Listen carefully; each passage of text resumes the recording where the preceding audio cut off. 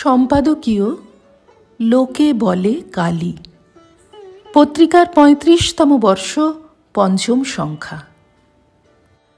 শ্রী রামকৃষ্ণ পার্ষদদের অনেকের কথায় আচরণে শ্রী শ্রী মায়ের কালী সত্তার স্বীকৃতি আমরা দেখতে পাই। রাজা মহারাজ আদিনাথানন্দজিকে আদেশ করেছিলেন পৌষ মাসে শ্রী শ্রী মাকে দর্শন করতে। নির্বেদানন্দজি তাঁকে এর তাৎপর্য বুঝিয়ে দেন। পৌষ মাসে মা কালীকে দর্শন করতে হয়, আর শ্রী শ্রী মাই তো স্বয়ং মা কালী।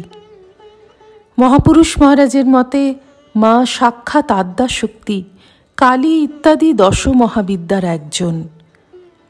নির্বাণানন্দজি একবার কালী দর্শনের জন্য কালীঘাটে যেতে চাইলে প্রেমানন্দজি তাঁকে পরামর্শ দিয়েছিলেন, উদ্বোধনে মায়ের সঙ্গে দেখা করে যা, তিনিই সাক্ষাৎ কালী। এ কথা শুনে মা হেসে বলেছিলেন, বাবুরাম ঠিকই বলেছে বাবা। বাবুরাম মহারাজ আরও বলতেন, এবার মা খড়গ আর মুন্ড রেখে এসেছেন, তোদের জন্য 4 হাত রেখে 2 হাত নিয়ে এসেছেন। ভগিনী নিবেদিতা তাঁর অনুভব প্রকাশ করেছিলেন সদ্য শেখা বাংলায়, মাতা দেবী আপনি হন আমাদিগের কালী। আশ্চর্যের বিষয়, শত গোপনীয়তা সত্ত্বেও বহু ভক্ত মাকে দেখে বা না দেখেই মাতৃমহিমা উপলব্ধি করতেন। এক গুরুতর অসুস্থ যুবক মাকে প্রণাম করে যাওয়ার পর তাঁর পরিজনেরা, যারা কখনো মাকে দর্শনই করেননি, তারা বলতে থাকেন, আর ভয় নেই, জীবন্ত কালী ছুঁয়ে এসেছে। সুস্থ হওয়ার জন্য অন্য কালী দর্শন করতে যাওয়ার কথা উঠলে তাঁরা ষোড়শী পূজা স্মরণ করে মত প্রকাশ করেছিলেন, যে কালীকে স্বয়ং শ্রী রামকৃষ্ণ পূজা করেছেন, সেই কালীর চরণ দর্শন স্পর্শন যখন হয়েছে তখন আর কোথাও যাওয়ার দরকার নেই। তেলোভেলোর বাগদি দম্পতির মুখে মাকে কালীরূপে দর্শনের কথা শোনা গিয়েছিল। তাঁরা বলেছিলেন, তুমি তো সাধারণ মানুষ নও, আমরা তোমাকে কালী রূপে দেখেছি। একবার শিলংয়ের ভক্তেরা কালী কীর্তনে মত্ত, মনে দৃঢ় বিশ্বাস সারদা রূপিণী কালী তাঁদের গান শুনছেন। শ্রী শ্রী মা তখন জয়রামবাটিতে। শারদেশানন্দজি শুনলেন মা হঠাৎ বলছেন, ছেলেদের জ্বালায় কান ঝালাপালা হয়ে গেল। বাড়ি শান্ত, তবু মায়ের একথা বলার কারণ কি তা সেদিন কেউ বুঝতে পারেননি।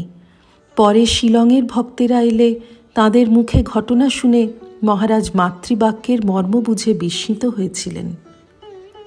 আমরা আগে দেখেছি মা শ্রীরামকৃষ্ণের সঙ্গে নিজের অভিন্নতা প্রকাশ করেছেন। ঠাকুরের কালী সত্তাও তো মায়ের প্রত্যক্ষ উপলব্ধি ছিল।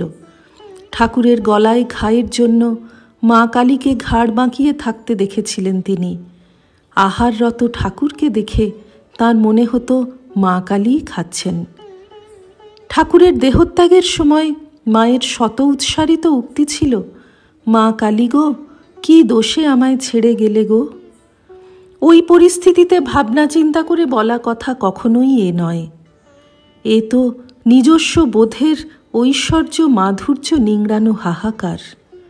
অতএব যুগাবতার স্বয়ং, তাঁর শক্তি এবং কালী, এ যুগের লীলায় এরা তিনে এক, একে তিন। এই সত্যের উজ্জ্বলতম উদ্ঘোষণটি শিবুদাদা শুনেছিলেন মায়ের স্বরূপ জানতে চেয়ে, লোকে বলে কালী। অনুরূপ সৌভাগ্য হয়েছিল দয়ানন্দজিরও। ঠাকুর ও কালীর ছবি এবং নিজেকে দেখিয়ে মা তাঁকে বলেছিলেন, এরা এক। কালীর আত্ম উন্মোচন, নির্লিপ্ত, পূর্ণ মহিম।